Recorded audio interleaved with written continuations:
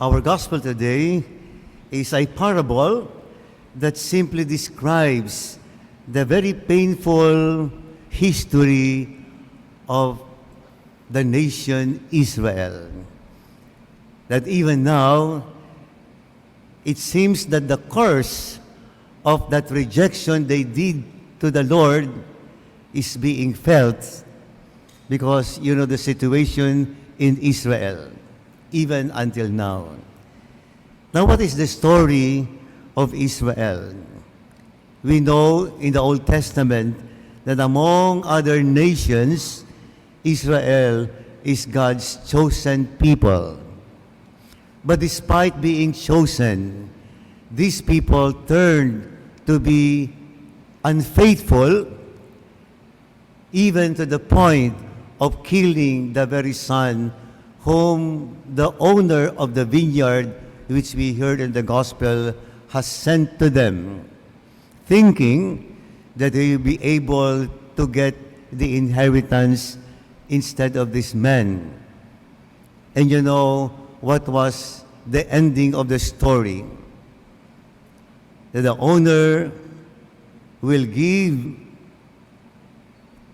the ownership of his vineyard to others who will give him a good harvest. That's why even now, we really see the curse that Israel is experiencing. Of course, we cannot blame them. Sabi po, yung kasalanan ni Pedro, hindi naman kasalanan ni Pablo. No? So even these people are still suffering, you know more or less the story behind the suffering of this great nation. Now, what is the lesson of the parable? Very simple. That because we are entrusted with something, we are all tenants. Even the life that we have is not ours. It is entrusted to us as a gift. And so because we are entrusted, we must be trustworthy. Kaya po tinawag na katiwala kasi dapat may tiwala at mapagkakatiwalaan.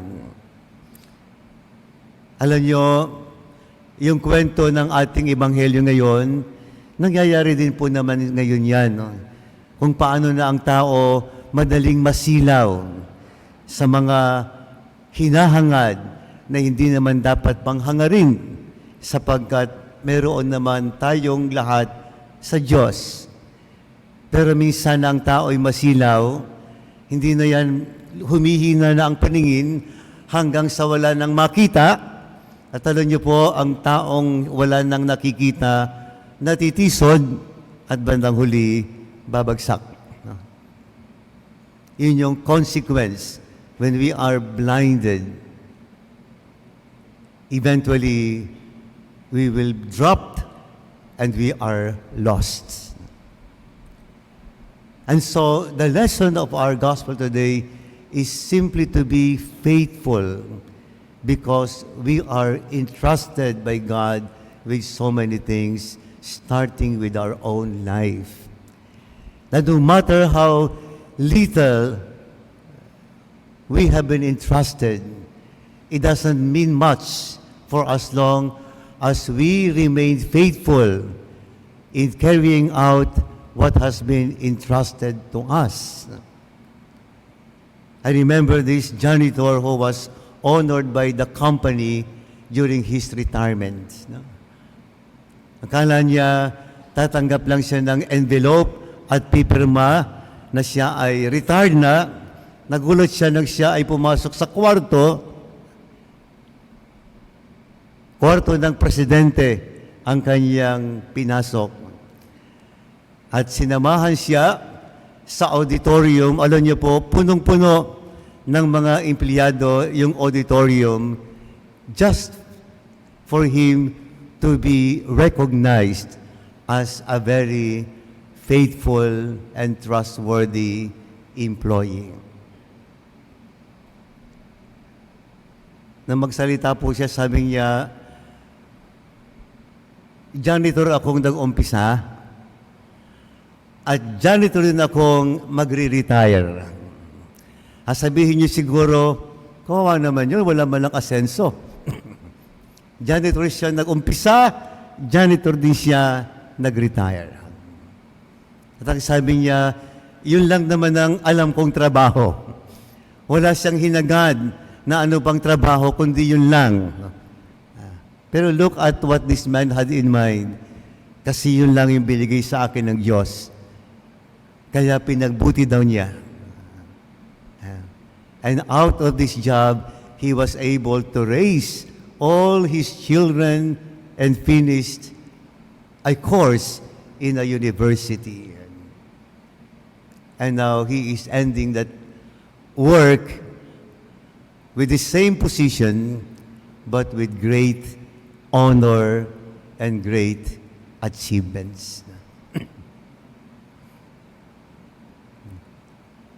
Faithfulness is measured in the way we acknowledge the gift that we receive, and we will work on what we receive according to the giver. It is not measured, success is not measured in the way we succeed at all. It is rather in being faithful. Yan ang sabi ni Mother Teresa, God does not ask us to be successful. God simply asks us to be faithful. Kasi kung success ang hahanapin natin, sigurado marami tayong maaapakan. Marami tayong masasagasaan at maaaring mabulag tayo, masilaw tayo. Pero ang pagiging tapat, sapat na para tayo ay maging matagumpay sa buhay. And for us to be able to achieve what God expects us to accomplish. Ang swerte niyo sa St. Peter.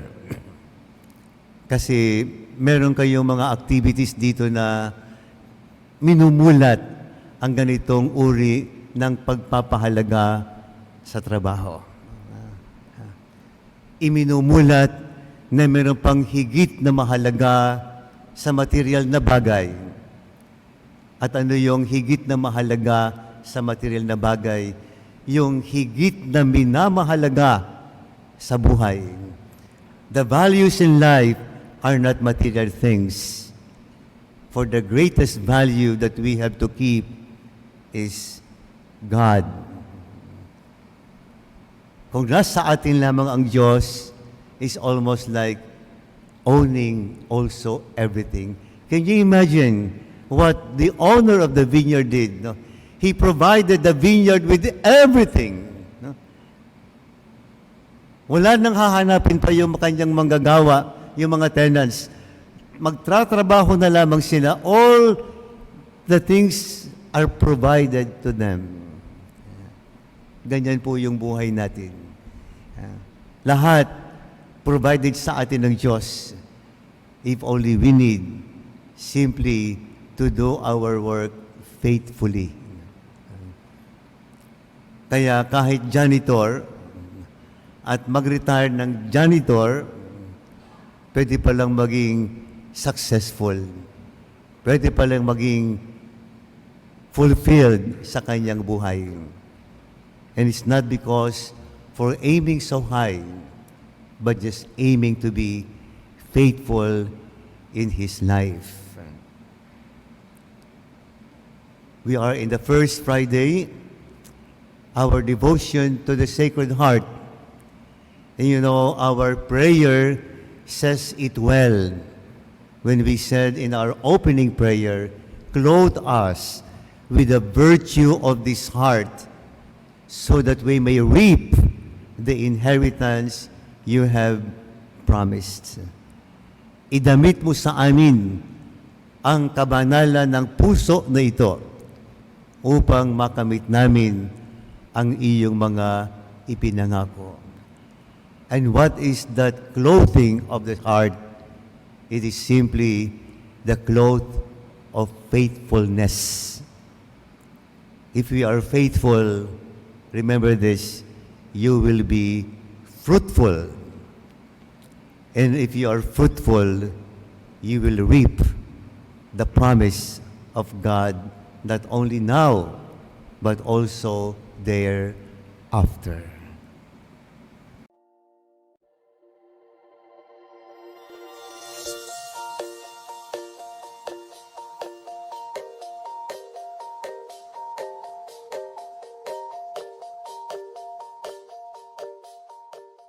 Hallelujah!